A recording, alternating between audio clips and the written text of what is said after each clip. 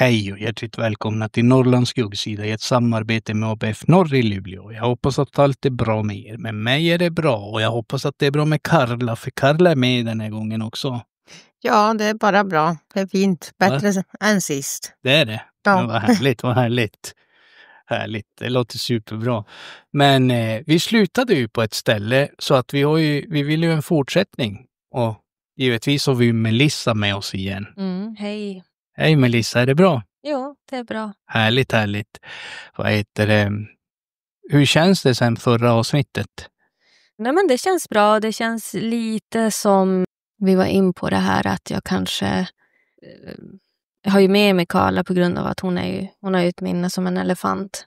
Minns allt. Det är tur att du inte så som en gul fisk. Som en vadå? Som en gul fisk. Nej. Och hon är ju här och minns grejer. Ja. Jag minns ju inte så mycket av Nej. Du har vissa grejer. Jag tror att du minns, men du har förträngt Jag har det. förträngt det. Det låter bekant, men Det finns där någonstans. Små delar kan jag känna igen. Så här, vänta, det kanske var så. Men var det? Du vet, jag har som min egna lilla uppfattning om minnen. Ja. Men, Men det är ju det vi är ute efter. Det är ju din historia, din version. Hur du upplever det, vad du har varit med om. Sen har vi ju givetvis en jätteplus. Att vi har ju elefanthjärnan här på sidan som kan fylla på lite grann. Ja. Så att, och det här är ju, alltså fast det är sorgligt, det är hemskt, allt, men vi tar det med en liten klackspark, för man måste ändå kunna le i vissa situationer också för att inte... Ni förstår vad jag menar. Ja, precis. Och våra lyssnare vet ju hur den här podden är. Så att ibland kanske man skrattar om någonting som någon tycker, men gud vad hemskt, hur kan de skratta åt det? Man bara, men det är livet. det är livet. Så är Så är det. Ja, men du höll ju på att berätta, Karla. Nu frågar jag Karla om att Melissa vände sig väldigt mycket till din mamma. Jo. I vissa saker. Jo. Ja, ganska mycket ändå. Alltså hon kom ju som sagt väldigt ofta och frågade efter råd och sånt. Och nu inte bara i det här utan i det mesta. Ja. Det var som ett fristad där, det var tryggt. Ja, det kan jag tänka mig. För fru Mercedes var väldigt, vi har ju sagt hennes namn innan. Världens bästa. Ja, hon var väldigt bra. Mot mig var hon guld. Det är liksom alltid när hon träffar mig, bara lyssna inte på vad de andra idioterna säger åt dig. Eller kallar dig. Eller, de är bara avundsjuka. Jag bara, okej, tack. Jo, så var det ju. Ja. Så hon har lämnat spår i oss alla, ska jag säga. Jo, verkligen. Det har hon. Och hon tog ju emot alla hemma som sina egna. Så att det var ju aldrig någon skillnad på någonting. Nej. Och som vi pratade tidigare här innan vi började spela in, så har ju jag och Melissa levt ganska mycket tillsammans. Ja. Alltså vi har ju gått dagis ihop och sen har vi gått skola ihop, men vi har ju i princip varit med varandra hela livet. Alltså, Melissa följde med på våra familjesemestrar och allting. Så att vi... Men det var ju lite det jag sa tidigare. Jag trodde ju att ni var släkt med varandra. Kommer ni ihåg det? Ja. Men det var för att jag såg ju er alltid tillsammans. Alltid, att jag tänkte, okej, jag bara, fan har jag missat något? För jag känner ju dina brorsor. Ja. Inte din syster. Men dina 2 brorsor. Jag har gått skola med en av dem också. Men inte syrran, och så tänkte jag, men vänta nu, jag missar någonting. Nej, men så att vi, och vi har ju hållit ända tills nu alltså. Alltid. Vi kommer bli pensionärer tillsammans. Ja, vi skojade ju alltid i skolan och sa det, när vi blir gamla kommer vi åka runt och med rullator och festa och grejer. Det är bara trimmar och så är det bara dra på någon krog. Så det sista jag var in på, det var ju just det här när Melissa fick reda på det, så var hon ju förbi och frågade mamma om, berättade att hennes föräldrar hade föreslagit om att kanske träffa sin biologiska mamma och det, och vad hon tyckte om det. Men då där så kommer jag ihåg i alla fall att Melissa var ju väldigt så här, hon ville ju inte någonting. Hon var anti det. Ja, hon var ju mer så här att, nej men min mamma och min pappa är ju min mamma och min pappa. Men det kan jag tänka mig ändå på ett sätt, för att hon har ju inga band till sin biologiska mamma så. Så som du har förklarat lite grann, att det var som en moster för dig, men den mostern du inte kommer ihåg. Ja. Eller som du inte har sett på bilder och det var någonting du snackade om där. Jo, precis. Jag menar, jag kommer ihåg mammas syskon. Men för jag har ju sett också bilder och jag kommer ihåg att den ena var den här, den stora gulliga med den där speciella ljusa rösten. Och den andra var, min mamma hade en syster som hade AIDS. Hon hade HIV i ganska många år. Så hon minns jag ju också. Hade hon HIV eller AIDS? AIDS, förlåt. AIDS, okej. Jo, och hon hade det i ganska många år. Okej. Och hon minns jag, och så vet jag att hon hade en bror. Men just den här tredje. Och då vet jag ju inte om de med flit har dolt. Ja, eller bilder. om de bara inte hade bilder på henne, jag vet inte. Ja. Jag kan ju som så spontant känna att det kan ju också ha varit på grund av rädsla kanske. Att om det skulle finnas bilder, att du på något sätt skulle få fram något spår. Ja, eller känna någonting. Men jag tycker inte vi är lika. Få för dig någonting. Jag skulle aldrig koppla det. Du skulle inte det? Nej. Men ska jag vara ärlig så tycker jag faktiskt att du är lite mer lik den mamman jag känner. Jag tycker också det. Och den pappan jag känner av dig. Alltså de jag har träffat. Man kanske, jag tror att det kan bli så att man formas. Ja. Ser man ut som dem. Men sen är det väl det, om de är syskon också så finns ju genetiken där. Jo, absolut. Det är ju så. Dragen och sånt där. Mamma brukar alltid säga att du är galass. Det är det du är. Och det är det hon sa till mig. Oavsett så är du galass. Så, ja. Jo, nej, men det är ju... Sen är det så här, det är hur man känner sig också. Vad man känner själv tror jag mycket. Och som sagt, jag vet inte om de gjorde det med flit eller om det bara var att de råkade. Jag vet inte. Nej. Men än en gång kommer jag försvara dem och säga att jag förstår. Men kan du utveckla den biten att du förstår? För många säger det faktiskt. Jag har hört om många som jag har pratat med och sånt där. De säger, jag förstår varför de adopterade bort mig, men jag förstår inte varför de skaffade fler barn efter mig. Det förstår jag ju inte. För det tänkte jag på när jag fick veta. Jag trodde ju inte hon hade ett gäng ungar efter mig. Nej, och det är ju det jag tänker. Alltså hur känner du där? Alltså hur tänker du där? För att det är ju ändå lite så där, om man tänker så här, om jag inte kan ta hand om ett barn och jag måste ge bort den eller adoptera bort den, så som det kallas, då går jag ju inte skaffar andra barn. Som jag inte kan ta hand om. Dem. För då måste jag göra samma sak med dem, för annars, och jag kan bara tänka till mig själv hur jag hade tänkt, att det hade känts väldigt orättvist mot det barnet jag har lämnat bort. Och i det här fallet lite så här, jag kunde inte ta hand om barn nummer 2, men det är lugnt, jag skaffar 5 till. Ja. Nej, men du förstår min poäng, va? Absolut, jag fattar vad du menar. Samtidigt så är jag väldigt tacksam att jag är här. Jag hade absolut inte velat vara där borta eller vara en av dem. Nej. Och jag kan inte säga att det har gått illa för alla, men jag är nöjd med vart jag är, så att jag är okej. Ja, men det är bra. Men det är klart, man känner sig oönskad. Man kanske känner sig att, så blev jag bortkastad. Men visst, jag kanske blev det. Jag kanske inte... Men jag blev ju ändå älskad av någon annan som ville ha mig. Det är jag ju tacksam för. Sen kan jag ju tänka mig att det kanske just i den stunden det var svårt. Men fortfarande har jag svårt att förstå den andra biten. Alltså, förstår du? Och då kan jag ju förstå liksom på så sätt att jag har svårt när jag har det här barnet. Jag måste göra någonting för att den ska få det bättre. Men jag har fortfarande svårt att förstå varför man gör det andra.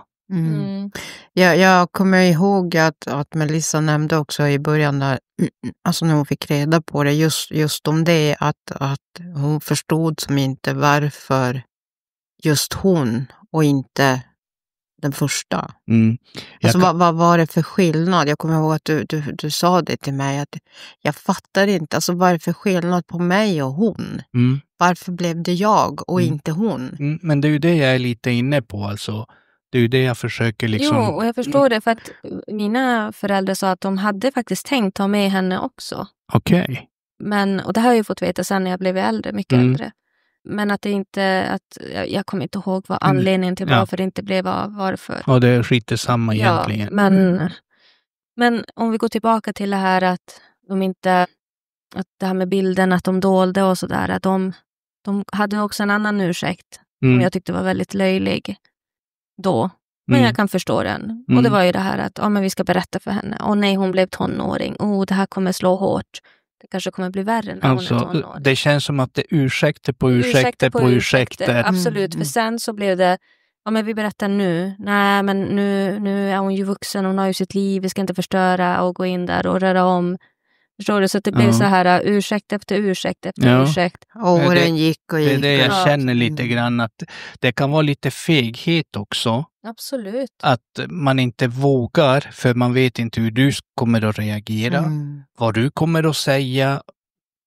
Alltså överlag. Men jag tycker fortfarande att man ska vara ärlig. Man ska inte, för så som du fick reda på det. Det är ju inte världens bästa. Nej, jag hade varit mer... Om vi säger så här, hade jag fått reda på det av dem från början, då hade det hade känts mycket, mycket bättre. Att de satte mig ner och bara, nu är det dags och förlåt för att vi inte sa någonting innan. Nu ska vi berätta. Då hade du förstått det bättre kanske. Då precis. Men om jag säger så här, har du något agg mot dem eller alltså på grund av det här? Eller att du inte känner att du litar på dem till 100%? Nej, det har jag inte. Ja, men det är bra. Det ska man nog inte ha, för jag tror att det hjälper inte någon. Och där kommer den här förstående sidan.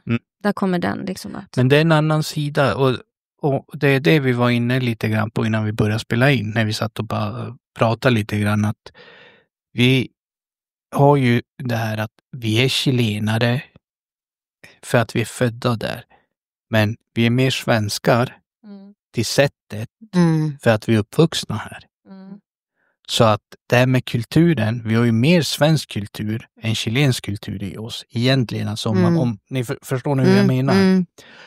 Fast vi firar nationaldagen eller många gör det och allt det man känner, jag är från Chile, jag är vi har ju 2 uppfostran, en i skolan ute i samhället och en i hemmet. Ja, men där sa du någonting som är bra. Och vad tycker du om det? Att man har dubbla uppfostran på så sätt? Alltså, jag tror inte folk fattar hur svårt det är. Man passar ju inte in någonstans. Nej. För man kommer alltid, i alla fall det här kommer från mig i alla fall, hur jag upplevt det. Att jag har alltid känt mig utanför. Oavsett ifall jag går in i en affär eller om jag är inne på en arbetsplats. Jag kommer alltid känna mig som den där lilla invandraren. Som inte kanske förstår eller... Så jag skojar ju mycket om det. Bara för att bryta... bara för att få det att okej, jag gjorde det först. Jag hann först att säga det här. Så ni behöver inte tänka det. Nej. Men det är lite grann som jag, du vet. Jag har skitsvårt att bryta. Alltså att låta som att jag kommer någon annanstans ifrån. Alltså, jag kollar på såna här, du vet, det finns många chilenare som gör TikTok nu för tiden. Eller så är latinos, och det låter ju ganska roligt när de pratar. Och jag försöker men det går fan inte. Alltså jag försöker för att det ska låta så här roligt. Ja, lite så här roligt, du vet, ibland och bara skoja och sådär, men det går fan inte. Nej, men det är inte lätt. Och jag tror inte vi heller. Men man måste kanske Karla kan. Hon har ju varit där mer än vad vi har. Ja. Men vi kan inte heller. Vi har det språket vi har på grund av det som pratades hemma. Och våra föräldrar har inte varit i sitt hemland på ett tag. Så de kan inte det senaste slangen eller vad nu det är. Nej. Så att, men ändå, det är ju dialekten. Det är dialekten. Det är dialekten som jag kan fan inte alltså. Men det är ju samma sak när jag gick plugget. Jag hade polare från överallt, från hela världen. Och när vi pratade med varandra, eller när de pratade med varandra, då bröt de som fan. Och så sen när de var med någon svenne, de pratade helt vanligt. Man bara, alltså kompis, vad är det för fel på dig? Det stämmer. Nej, men alltså, och då var det ju som, man märker ju på alla de här ungarna, typ Östermalm i Stockholm och typ överallt. där ett tag var det inne att prata invandrarsvenska, eller vad man nu ska kalla det för. Herregud. Och det lät ju så här orter, man bara alltså, Snälla, helvete, du bor i Råne och du ska prata orter. Nej, men du bodde ju ett tag i Göteborg. Jo. Där var det väl starkare, den här känslan av att inte passa in, eller? Nej, alltså jag tror tvärtom. För när jag gick skolan här, då var ju jag den enda invandraren och så var det väl en till. Och sen resten svenskar. Men när jag kom dit, det var ju värsta chocken för att då var det ju 2 svenskar i klassen. Okej, du bara fan, vart har jag kommit? Jo, men jag kände mig väldigt som hemma. Ja. För att då var det ju så här, du är från Portugal och du är från Iran och du är härifrån Turkiet. Och det var ju som samma typ av värderingar och samma typ av... Så det kändes ändå som hemma, men ändå inte på grund av att det var en stor stad. Ja. Det var stökigt, det var... Men ja. Det kan jag förstå, för du vet, jag är ju så här, min familj bor i Uppsala, Stockholm. Jag är själv här. Och jag har bott själv här sedan 96 tror jag. Och jag vägrar flytta. Alltså jag har haft tankar på att flytta ner till att komma närmare familj. Men jag pallar inte. Inga jävla Stockholmsklunkar här inte. Utan det tas rejält. Nej, men jag kommer tillbaks till... Jag har bott i Kiruna. Det är som en sköldpadda. Ja. Det är sån där... Jag vänder de hem. Föds, så går de tillbaka dit de föddes och dör. Fast du är inte född här, men ändå. Nej, men alltså det är liksom, det känns som, Luleå, jag vet inte. Nej, visst, det är tryggheten här. Det är en sorts trygghet. Man känner alla, eller alla, men man vet alla vilka alla är och man känner tillstånd, man vet hur det funkar. När jag åker till Stockholm, jag blir stressad. Jo, det är stress. Jag vet inte om det är för att det är så jävla norrlänning. Nej, men jag tror eller att det är så många som känner så. Ja. Jag menar här, vi måste vänta en halvtimme på bussen. Ja, men då väntar man en halvtimme. Ja. Där borta måste du vänta mer än 5 minuter, blir folk galna. Ja. Så att... Nej, jag pallar inte med stress. Nej. Och i min ålder så då kan man ju få hjärtinfarkt. Va? Ja, exakt. Du måste vara försiktig. ja, jag vet. Nej, men vi fortsätter. Nu, som vanligt spårar vi ur med vårat samtal, fast det är ju ändå inom ämnet. Men jag tänkte så här, hur har du hanterat allt det här? Ja, det har varit i vågor tror jag. I början var det ju att jag var tvungen att prata om det. Jag var tvungen att berätta. Jag var tvungen att söka mig till något. Och jag har en jättebra mamma liksom ändå. Hon pratade. Hon frågade mig ofta, hur är det? Ska vi prata om det här? Och hon gör ju det fortfarande. Det är ju hon som uppmuntrat. Ja, men ska vi jag kommer ta hit min syster, alltså min biologiska mamma. Ja. Så hon var ju här förra året. Okej. Hur var det då? Och hon var hos mig i en vecka. Ja. Okej, den där sucken. Jo, precis. Jag kan säga så här. Jag känner mig inte som hennes dotter. Nej. Jag ser inga likheter förutom att vi pratar med händerna kanske. Vi använder händerna när vi pratar. Det var det enda jag kunde känna igen mig i. Okej. Pratar du spanska? Ja. Okej. Jag tänkte nu när du sa att ni pratar med händerna, jag tänkte okej. Ja, men nej, lite så här italienskt, du vet. Mycket så här kroppsspråk, mycket så här, mycket, Ja, men typ sådana saker. Men jag kände ingen connection som skulle säga att det här är min mamma. Jag kommer från henne. Okej. Har du träffat dina syskon någonting efter det då? Jo, jag har ju träffat dem när jag åkte dit. Okej. Men efter det? Nej. Ingenting. Nej. För du sa ju du var ju inne på någonting här tidigare med det här med kärleken. Jo, men några av de syskonen har varit väldigt på. Vi har ju ibland ringer de. Och det är så här videosamtal och jag orkar inte. Nej. Det var väldigt mycket på. Jag kände mig att jag var tvungen att svara på de här samtalen förut. För att det inte var oförskämt. Precis. Men det gav mig ingenting. Det gav mig bara mer ångest för att de frågesatte vad jag kände och tyckte om dem. Okej.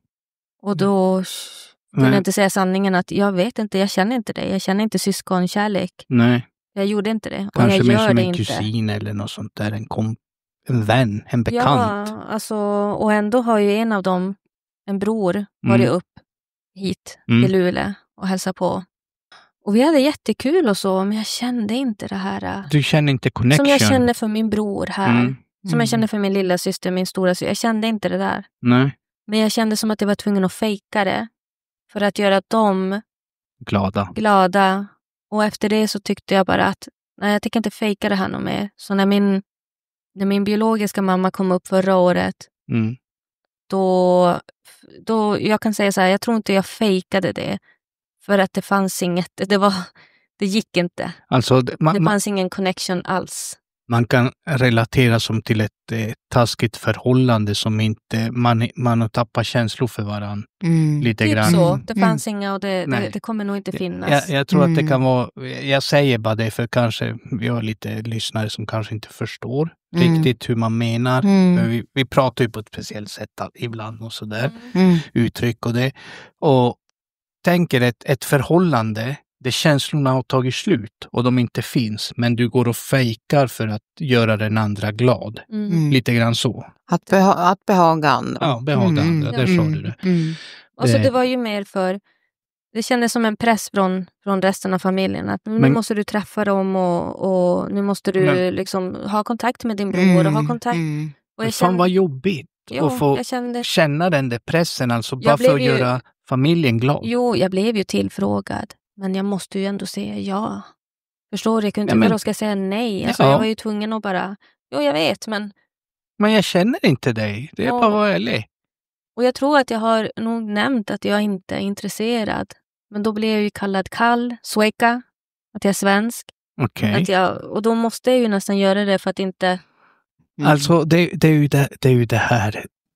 Jag blir så jävla irriterad. Jag visste att du skulle säga det. Nu kom visste du det? Du har lyssnat på podden alltså. Typ känner dig så säger. Ja, men det här det kommer. Alltså jag hatar när man tvingar någon till någonting de inte vill. Alltså det är det värsta jag vet. Fuck off. Jag säger bara det. Alltså jag förstår dem på ett sätt också. Men som jag sa tidigare, jag tycker ju man gör inte så mot den andra personen som ens syskon att sätta den pressen. För det är ju en press. Det är en press. Och den pressen kan ju skapa ångest. Det kan göra dig deprimerad. Och you name it, alltså massor med andra grejer. Men samtidigt så tror jag ändå att det kanske på något sätt kanske det ändå var bra. Med tanke på hur jag känner med Lisa, att ändå ha gått med på det, för att då kan hon som på något sätt göra ett avslut på det hela. Alltså, eller har jag fel? Ja, nej. Då blir det som att kapitlet stängs. Alltså då får hon den här tillfredsställelsen att jag försökte, jag gjorde det. Men det funkar inte. Det kommer inte att funka. Det kommer ingenting från mig. Så då som den här tillfredsställelsen att jag gjorde det, att det kändes som att det var på tvång. Nej, inte exakt. Alltså, jag kan inte säga... Alltså, det är väl mer att vara modig nu, bit ihop och bara göra det. Ja, typ så. Men det är ju en slags tvång. Det blir ju en tvång för att grejen är så här, vi kanske inte är så duktiga på att prata om vad vi känner och tycker i våran familj. Nej, det är ingen familj. Nej. Och även fast jag ändå varit väldigt sagt vad jag tycker och tänker, så är det till en viss nivå. Men det har ändå... Men jag ser ändå i din blick och när du ska säga vissa saker att du blir rörd. Jo, det är klart. För att jag menar, det har ju format mig. Så och det jag vill komma fram till är att det kanske finns en mening med att jag kan säga ja till det. På grund av att om jag skulle säga nej så är jag en dålig person. Det är du inte. Nej, jag vet, men jag fick den känslan av att gör det här. Jag kan förstå det, att det är samvetet. Alltså men att det handlar inte bara om mig. Nej, fast egentligen så gör du ju det. Det är ju vad du tycker, vad du känner, vad du vill. Men de vill ju träffa mig. Förstår du? Det var ju det som sattes på mig. Jo, jag förstår det. Jag förstår det. Till 100% och jag respekterar det. Men fortfarande i grund och botten så är det på dig. Och när min biologiska mamma kom, då var det också den där, vill du, måste inte. Vilket jag uppskattade. Ja, det var ju väldigt fint av henne. Jo, Men hur ska jag säga nej? För jag vet att hon kanske behövde det.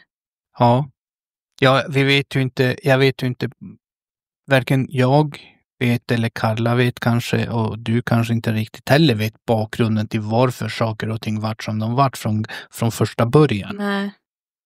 Och min bild av det hela var bara att men det ska komma upp någon bekant. Ja.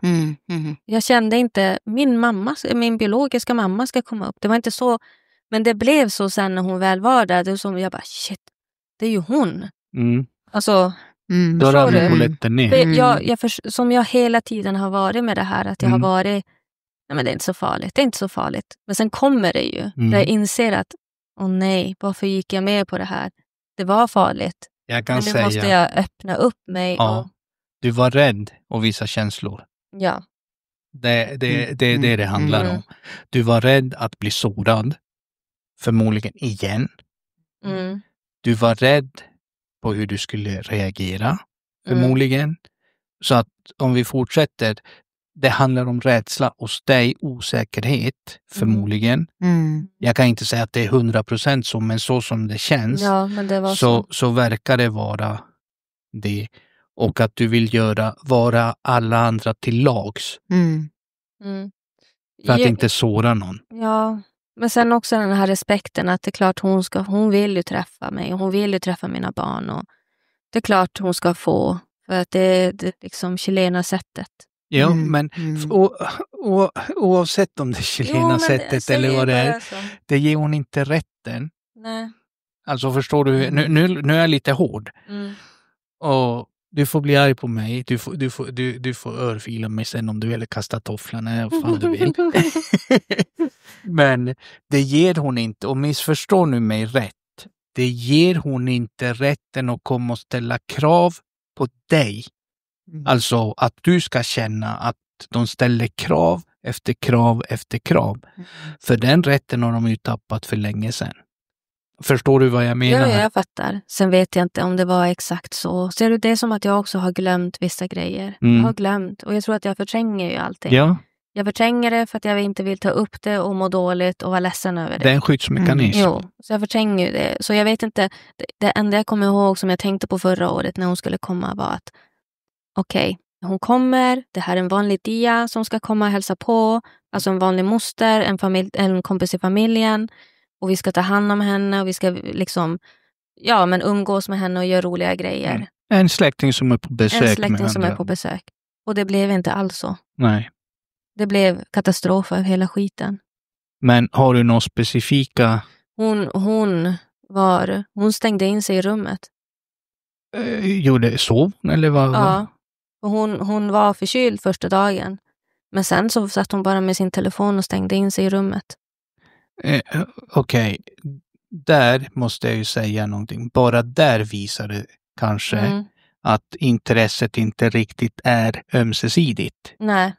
Och jag försökte som ändå, du vet, på kvällarna kunde vi dricka lite te och då satt hon och babblade och vi kunde liksom alldeles... Får jag fråga, har hon haft någon problem med psykisk ohälsa, någon missbruk, någonting? Alltså... Ja, jag tror att hon blev ju misshandlad av sin sista man, tror jag. Okej. Så att det kan vara att hon har ju något trauma bakom sig. Ja, han blev mördad också. Typ något sånt. Jag vet inte exakt vad. Karma? Nej, jag hatar inte henne. Så jag ska inte säga karma. Nej, men jag menar karma att han som misshandlar henne. Ja, du menar så. Ja, kanske det. Alltså, jag brukar säga, alltså, det låter hårt, men jag säger saker händer av en anledning och oftast så är det på grund av att saker vi har gjort förr får vi betala sen för. Och det kallar jag för karma. Som jag har gjort massa skit i mitt liv. Alltså, du ska bara veta. Karla vet en hel del. För jag har pratat om det med henne, men annars jag pratar inte om sånt där riktigt. Och så jag säger det vi lever alla med skuldkänslor för någonting. Förstår du vart jag vill komma? Men jag tycker inte att du ska ha skuldkänslor. För du har inte gjort något fel. Nej, och nog vet jag väl det. Men det känns som att du har det. Jo, men jag tror att det har med uppfostran att göra. Jag tror det har att göra med det här att visa inte dina känslor. Alltså varför visar du dina känslor? Vad feg du är. Eller gud vad töntig. Man vill lyssna på dig. Varför ska du vara ledsen? Och sen kommer det här också att nu ska du visa dina känslor. Nu ska du visa att du har en annan mamma eller flera syskon. Visa kärlek då. Men det är ju ingenting det är det jag vill komma fram till. Att kärnan i hela den här skiten, det är att nu vill jag inte snacka skit om mina föräldrar, för jag älskar dem som fan och de är jättebra. De har gett mig allt jag behöver. Men i familjen har det varit väldigt mycket att om man är ledsen så säger man, vad fan gråter du för? Det finns de som har det värre. Tack, eller om du vill förklara varför du är ledsen, då blir man hånad istället. Så att jag tror att jag har stängt in, men du vet allt. Och sen är plötsligt så kommer allt det här. Och sen så är det fritt fram och visa. Varför visar du inte? Och då blir det... Men det är väldigt mycket dubbelmoral där. Absolut. Det är så mycket dubbelmoral. Ja. Precis. Så att det är därför jag tror att jag inte minns vissa grejer. För att jag har bara stängt in allting. Jag har gjort det. Och när du säger till mig att du vill att jag ska vara ärlig, så där är min ärlighet. Ja, men jag ser det. Jag ser det och jag förstår det också. För jag är ju uppvuxen på ett visst sätt. Min far var väldigt hård mot mig. Jag dög typ inte till någonting i stort sett. Men ändå var jag bra i vissa stunder när jag skulle hjälpa dem med saker. Alltså, är du med? Och jag var ju 11 år när jag kom till Sverige. Jag lärde mig språket ganska fort. För att jag ville. På den tiden fanns det inte så många som pratade, alltså som tolkade. Jag fick ju ligga med morsan på sjukhuset när hon opererade bort en njure. Jag fick ligga där, jag hade skolläxor och grejer. Fick sitta och tolka. Alltså det läkaren sa, vad min mamma säger till henne och vice versa liksom. På ett jävla sjukhus. Alltså jag är ju inte ledsen för det eller något sånt där. Men jag tycker att barn kanske inte ska utsättas för sådana saker. Nej, absolut inte. Det kanske, det låter sig bara, men som att det ska låta tufft eller något. Men det är inte, absolut inte på så sätt, för barn formas av omgivningen.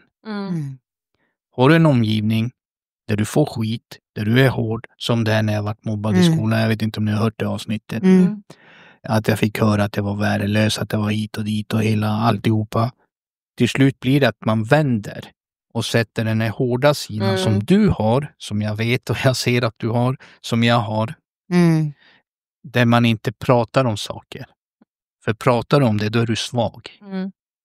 Jag var på BPU hur många gånger som helst, kurator och grejer. Jag bara, fuck off. Jag pratar inte. De försökte, men det är på det sättet man har fått växa upp. Jo, att det är skämmigt att prata om sina känslor, eller det är fegt att göra det. Och jag säger inte att det alltid har varit så, men många gånger. Och jag tror att det krävs inte många gånger för att bryta ner ett barn. Nej. Och tycka illa om sig själv. Nej. Så. Jag kan ju säga så här, det är ju... Vi ser ju det i dagens samhälle. Samhället har ingen struktur för barn, ungdomar. För det här låter lite klyschigt kanske, jag vet inte. Men föräldrar, många, jag säger inte alla, många föräldrar ger ungen hellre en telefon eller en padda för att slippa höra på barnen, för att de vill göra annat. Och inte ha intresse eller tiden för sina barn. Och då får vi effekten att hur samhället ser ut idag. För barn behöver kärlek. Uppfostran. Inte en uppfostran där du är stenhård liksom och agar dem och sånt där. Nej, och förståelse. En förståelse. Lyssna, vägled dem.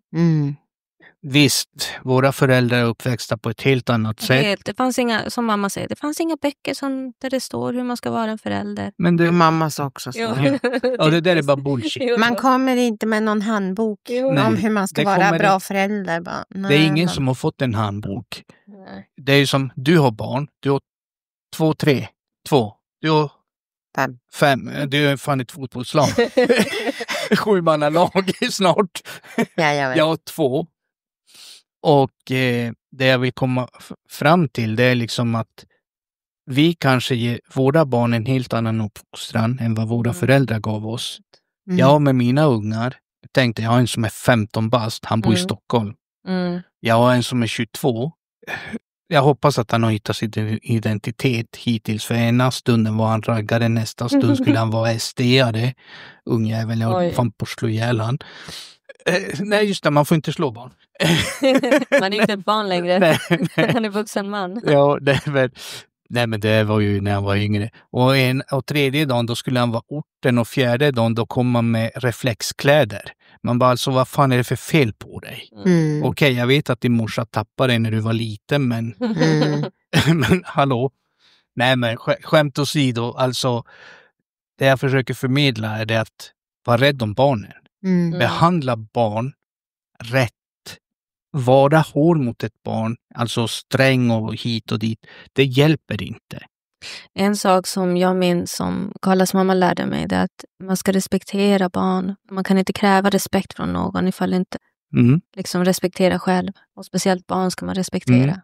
Och det är ju våra ord som vi brukar säga. Behandla andra som du själv vill bli behandlad. Precis, och jag har levt efter det. Och det gör jag också. För jag tänker inte fostra mina barn så som mina föräldrar. Jag säger inte att de gjorde fel. Och jag säger inte att de gjorde rätt. Nej. Men de gjorde så gott de kunde med det de visste då. Ja, det de visste då. Och det är ju därför, som Elisa säger, det är därför min mamma hade, alltså, så många barn tyckte om henne. För att för henne var ju barn nästan viktigare än vuxna. Alltså om hon träffade en vuxen på stan med barn, då var hon ju som mer inne på barnen än på vuxna. Alltså att ens prata med dem, det var som så här, ja men hej, hur är det, hur mår du? Och jag tycker lite grann, det är ju så det ska vara. Så, för det är ju de som är vår framtid. Så det var ju aldrig så att tvärtom det här, man ser det här typiska om man träffar en vuxen, att man pratar, ja men hej, hur är det? Och så ser man inte ens barnen. Man säger inte ens hej till barnen. Det är hemskt. Ja. Det är ju som du, nu när jag träffar dina barn här nere, vem hälsar jag på först? Den yngsta, va? Det är bara en sån här grej som jag gör på automatik. Ja. Men hon hade krävt det av dig. Ja. Tror du det? Ja. Är hon en liten Karen? Ja, Karen. nej, men samma sak det här med som du berättade, eller som vi pratade om, att varför tar man och skickar iväg ett barn men skaffar andra barn. Ja. Det är ju samma sak, alltså nu låter det kanske lite, men jag har ju 2 barn, sen har jag haft hund. Den hunden gick bort. Och jag ville ha en ny hund, men det känns som att jag kommer att ersätta honom på något sätt. Och du vet, jag tände ljus åt han varje dag. Det var en ettrig liten jäkla chihuahua som vi drogs inte jämt, alltså för 5 öre. Men det var ändå den här connection, förstår du? Och det känns som att jag sviker han om jag skaffar en ny hund. Fast jag vet innerst inne att han inte skulle bli ledsen för det. För han vet att jag tycker om djur. Alla slags djur. Förutom råttor. Jag förstår vart du vill komma. Och det som jag sa tidigare, det var ju någonting jag vet att du funderade på och frågade liksom där. Att, men jag förstår inte alltså varför just och jag fick ju en massa förklaringar. Jag fick ju det, men jag minns dem inte. Du minns dem inte? Jag minns dem inte, för att jag kände då att det inte behövdes. Nej, jag behövde inte dem. För de skulle inte göra någon skillnad. Nej. Och det var inte att jag inte ville lyssna eller att jag inte brydde mig, utan det var mer att alltså, vad spelar det för roll? För det jag tänker är viktigt här. Du hade ju redan din mamma din pappa. Du ansåg var din mamma och pappa. Sen resten, det är lite samma egentligen. Sen att de har adopterat, de inte kanske varit helt ärliga och berättat saker och ting i tid och sånt där. Det kan man ju diskutera. Sina orsaker och sånt där. Men jag kan säga så här, jag är väldigt glad att de ändå tog det ansvaret. Men jag har Förstår du vad jag menar? Absolut. Vem skulle bara ta... Ja, bara sådär, men vi tar hon. Men det är ju det som är så fint, att jag fick ju höra, alltså pappa har ju alltid sagt du har alltid varit min dotter. Även i dödsbädden sa han det till mig. Och det var det enda jag behövde veta. Jag minns en sak. Han kallade dig för prinsessa. Min pappa? Ja, kan hända. Jag kommer ihåg det när du gick på Phoenix. För jag såg ju, det gick ju alla invandrarungar typ. Och då var jag där någon gång och jag var liten då, 12 kanske. Någonting sånt. Så hörde jag att han, jag vet att det var någon med M, vad jag kommer ihåg. För jag vet att din syster gick ju inte där. Och inte din bror heller. För jag visste inte. Nej, för jag visste inte ens. Jag tänkte ju säga, jag visste inte ens att du hade en bror. Men din stora syster, som jag har gått skola med också. Och det var, nu ska jag hämta min prinsessa. Man kan ha sagt det. Det kommer jag ihåg. Alltså jag har det här inne. Alltså, för jag vet inte vart skulle jag ha fått det annars ifrån. Så att det vill jag förmedla åt dig. Och det ska du ha, för det var väldigt tragiskt och det berörde mig väldigt mycket att höra att han hade gått bort i cancer. Och nu kommer jag ställa en fråga som kanske är lite sådär, men det är som jag är. Har du pratat någonting med honom om det här? Nej, inte så mycket. Inte så mycket. Han var inte någon som ville prata om saker. Nej. Han har alltid varit så. Han ville inte acceptera heller att han skulle dö. Nej. Han vill inte planera någonting. Nej, men det är nog ingen som vill acceptera att man ska dö. Nej, men jag tänker Karlas mamma gjorde det väldigt fint. Ja. Hon accepterade det, men han ville inte acceptera det. Så att vi pratade inte så mycket om det. Var han långgången eller gick det snabbt? Det gick snabbt. Ja, han hann inte liksom kanske ett år ungefär, men från att det gick dåligt till att en vecka. Ja, men jag förstår han. Alltså, ja, men absolut. Tänk dig, jag fick ju den där skiten. Så fick jag ett och ett halvt år max. Om jag inte fick tid för operationstiden. Kön alltså. Den är lång. Den var lång och många dör i väntan på operation. Så att det var ju liksom det här, man vet inte vad som händer. Alltså, jag var ju inställd på att operationsmorgonen säger jag. Läkaren säger du har 5-10% chans att överleva, bla bla bla bla. Jag bara okej. Vill du opereras nu eller vänta? Jag bara, vad ska jag vänta? 6 månader eller 2 månader eller kör. Dör jag nu så dör jag. Liksom. Jag hade ju tagit farväl om mina barn och allt. Så att jag förstår att alla är ju inte inställda eller accepterar saker, för det går så fort ibland. Så du hinner inte ställa om. Men jag tycker ändå att de ska ha det. Jag tycker inte att de har gjort fel, förutom att de kanske inte har varit helt ärliga och berättat det i god tid. Nej, sen tycker jag att det som är väldigt fint i det här hela, det är ju dels att de valde att ta henne till något bättre. Och sen alltså med de omständigheterna som de levde i. För att jag menar, i Chile på den tiden, alltså av alla vi som kom, det var ingen som hade det lätt i Chile. Nej. Utan och ett till barn, alltså oavsett här eller i Chile eller vart du än är, så är det ju en kostnad. Ja. Och det är ju ett jättestort ansvar. Alltså bara det att liksom den här ekonomiska biten. För att inte gå in på det här, ja, men det vi har varit inne på, det här med uppfostran och allt det här, kärlek och det. Men det är ju som den största grejen som egentligen styr om man liksom Ekonomin. Ja, tar ett barn eller inte. Och bara det tycker jag var ju jättefint av dem. Att liksom att kunna ta. Och det är det jag är tacksam över. Jag är supertacksam över att de gjorde det. De hade inte behövt det. Nej, och det tycker jag också faktiskt. Det är väldigt fint och det är jag glad för att det finns sådana människor som vågar öppna sina hjärtan. Du skulle ha sett mig. Jag var ju världens gulligaste unge. Jag vet inte vad som Vart tog det vägen? Jag vet inte.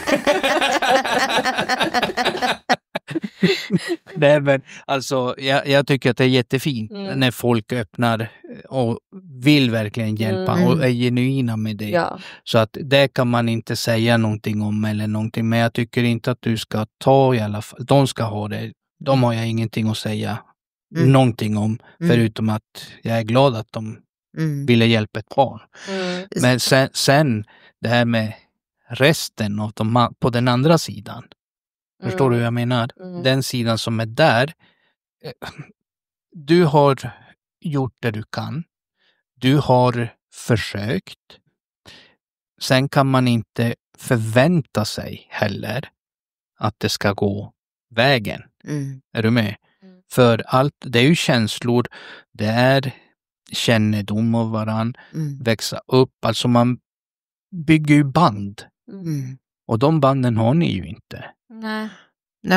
Det kunde inte komma, alltså det var svårt att få det naturligt. Och som jag sa tidigare, de visste ju vem jag var. För de var jag ju deras stora syster som bor i Sverige eller lilla syster eller whatever. Men de var inte det, de var inte syskon för mig. Så att när jag träffade dem så förväntade de sig att jag skulle behandla dem som att äntligen får jag träffa dig och jag har saknat det. Och det gjorde jag inte. Nej. Så för mig var det främlingar. Ja, för ni har inte den connection. Som tydligen var släkt. Som jag inte sett sedan jag var... Ja. Så att, 6-7. Ja, en av dem. För de andra fanns ju inte ens. Så det kändes konstigt att det fanns ingen kärlek. Den kärleken de hade för mig hade inte jag för dem. För att jag visste inte vilka de var. Men min nyfikenhet är, vart är du idag? Alltså vad har du för relation till dem? Alltså nu, för jag fick ju, jag vet inte om jag ska kalla det äran eller inte, men jag fick ju träffa din biologiska mamma förra året. För att du ville att jag skulle träffa henne och jag ville självklart också träffa henne.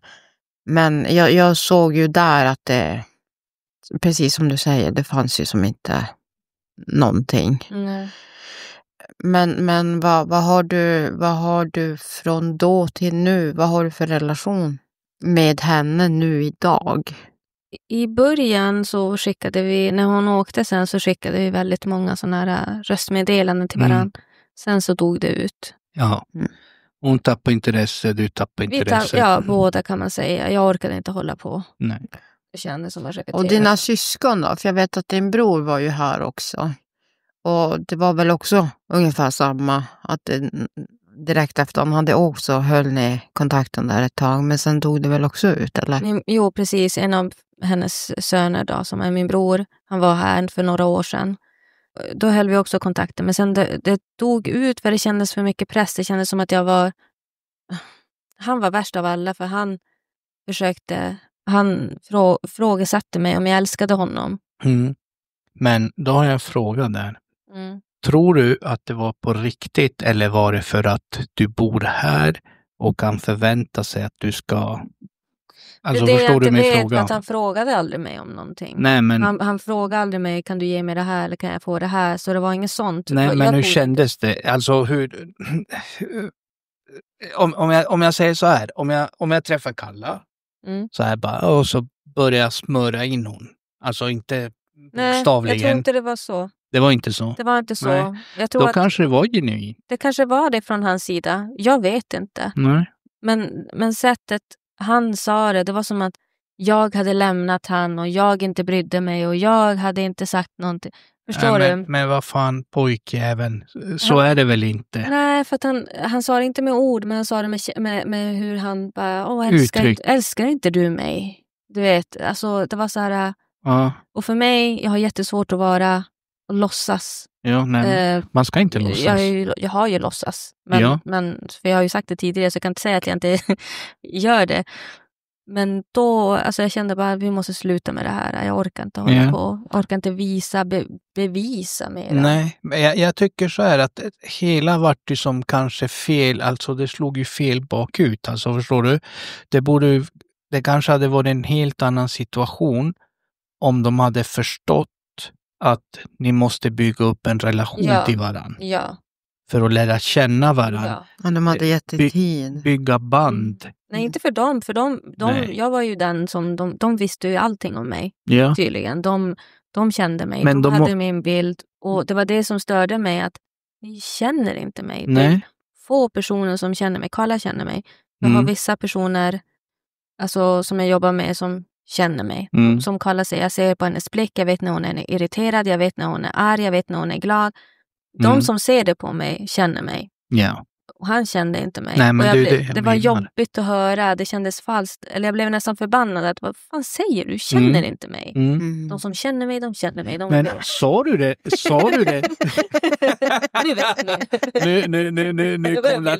Nu kom latino-temperamentet fram.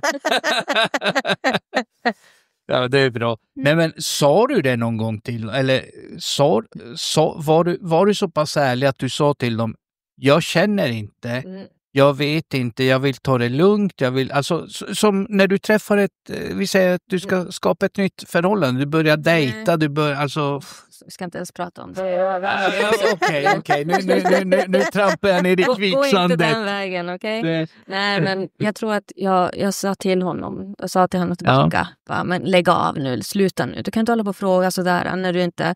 Du vet, jag bad han backa lite. Ja. Men jag vet inte exakt hur jag sa det, men på chilena-sättet i alla fall, tror jag. Så. Men vart är du idag med dem? Alltså, Ingen kontakt. Alltså, vi har ju varandra på sociala medier och de lägger upp något jag gillar. Jag lägger upp något de gillar.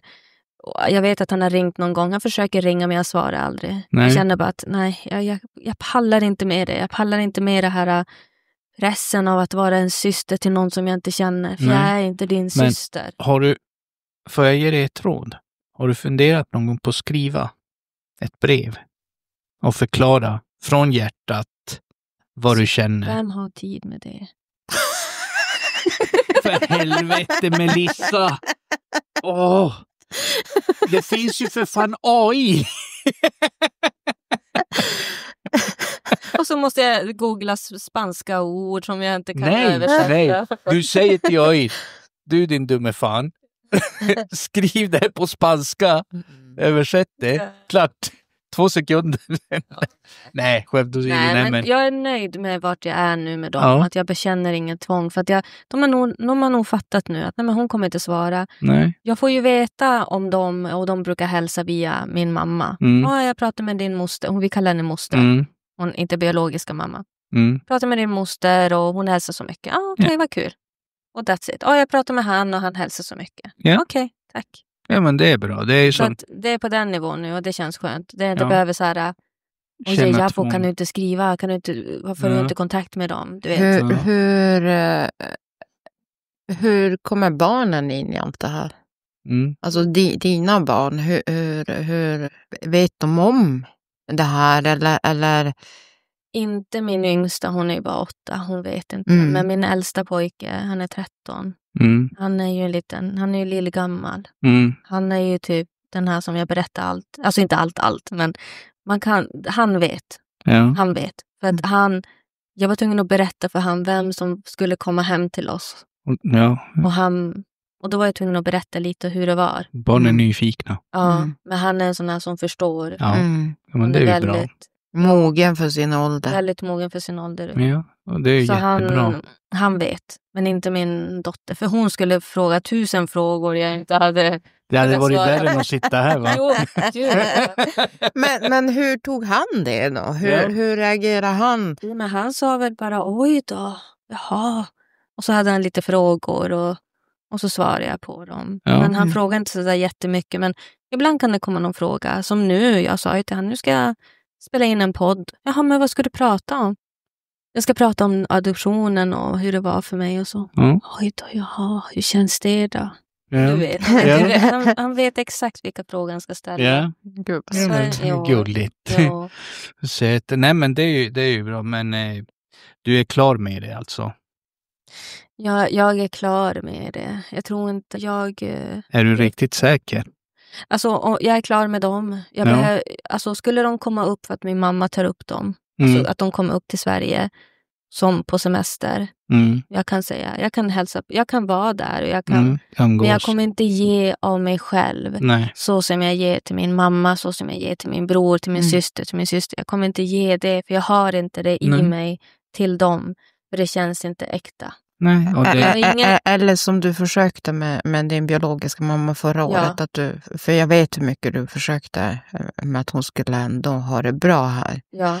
Och sen hur ledsen du på något sätt blev ändå för att hon liksom inte, ja men på något sätt uppskattade. Alltså den vad kan man säga? Gesten. Ja, alltså för Melissa hade ju som ändå planerat så, men vi kanske gör det här och vi ska åka dit och vi ska, men det var ju som hon säger själv, alltså hon låste ju in sig i rummet och så, ja men hon var sjuk och, alltså det är ju och sen var ju så här, så det, men det är så väldigt lätt för att känna så här, men din otacksamma jävel typ, att liksom att här har jag som verkligen försökt och så får jag som ingenting tillbaka. Ja. Alltså inte ens ett, ja men gud, tack för att du... Vad jag kan tycka där, innerst inne, så är det ju inte du som ska försöka, utan det är nog snarare hon som ska försöka mer.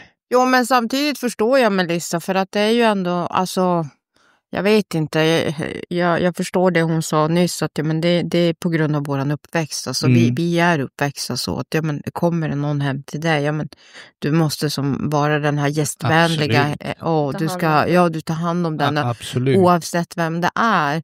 Och då är det ju lite det här att men det var ju det hon försökte. Hon försökte inte, som jag förstår det, du försökte ju inte behaga henne på något sätt som att jag ska behandla dig som min mamma, jag ska fjäska för dig, jag ska liksom, men du ville ändå liksom ha den här gästvänligheten för att hon liksom skulle vara nöjd och skulle känna sig bra hemma hos henne. Och sen när hon hade den attityden hon hade, så blev det väl lite som att du kände att vad fan är det för vits? Så jag förstår henne om hon säger att skulle de komma hit igen. Jag har inga problem att umgås med dem, men jag tror inte att du skulle lägga ner samma energi på att Nej, jag skulle inte göra det. Nej. Och då, jag tror jag skulle säga ifrån ifall det börjar komma en massa krav också. Men jag vet inte om jag ställer den här, för du vet jag är lite virrig på grund av åldern. Så tänkte jag då ställa den här frågan att pratade vi någonting om det här när hon var här? Jo. Visst gjorde det? Jo. Ja. Nej, det har du inte. Du har ställt när jag åkte dit första gången. Men när hon var här? Jo, men vi pratade om det. Hon drog ju värsta långa historien. Problemet var att hon kunde prata mer om grannens liv och hon som sålde sallad ute på gatan utanför supermarket än om själva händelsen. Hon drog iväg sin historia, men hon berättade väl att det var jobbigt och så. Ja. Om jag säger så här, har du någon gång funderat på prata om det här förutom nu då i podden, kanske gå på samtal eller någonting? Jo, nu har jag funderat på det. Det är klart, jag vet att det är något jag måste bearbeta, men jag har väl bara känt, det kommer ju upp de här gamla, vem är, varför ska jag göra det? Vem vill ens lyssna på det här? Det är inte synd om mig. Liksom, det finns de som har det värre. Jo, men det är ändå det är många som säger så, men det jag tänker så är att alla historier är unika. Du har din historia som har ärrat dig, satt spår i dig, för det kan man säga. Jo, man kan inte säga att det inte har gjort det. Nej.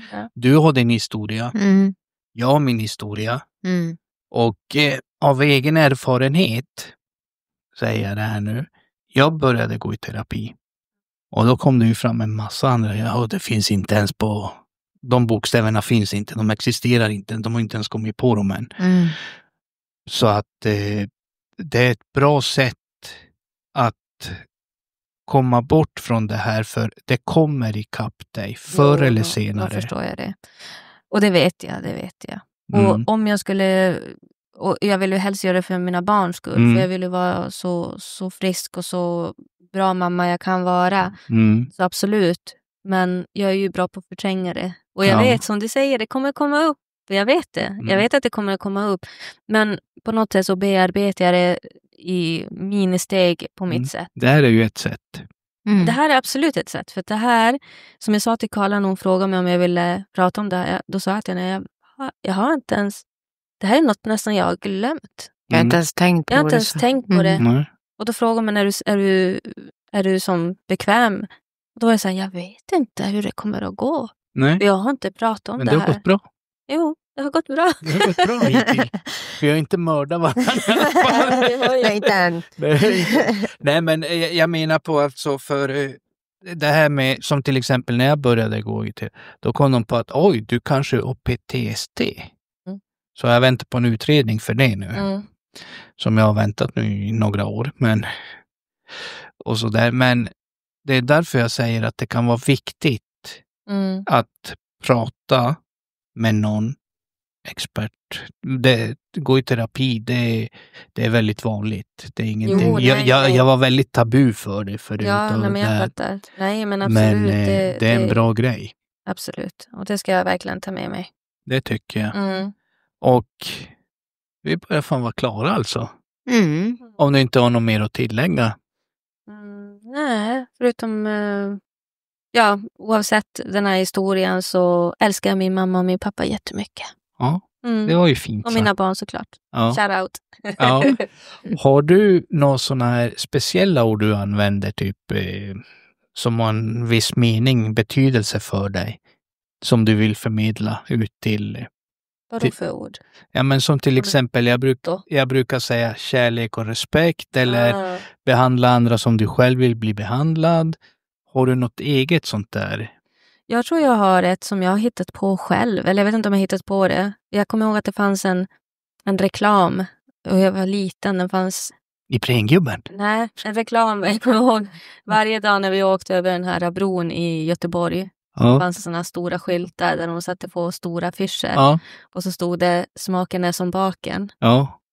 Och den har jag alltid sagt till mina barn. Att förklara att alla människor är olika. Ja, men det var ju bra. Så jag vet inte om det betyder det. Men jag tycker att det smaken är som baken. Den är delad på 2.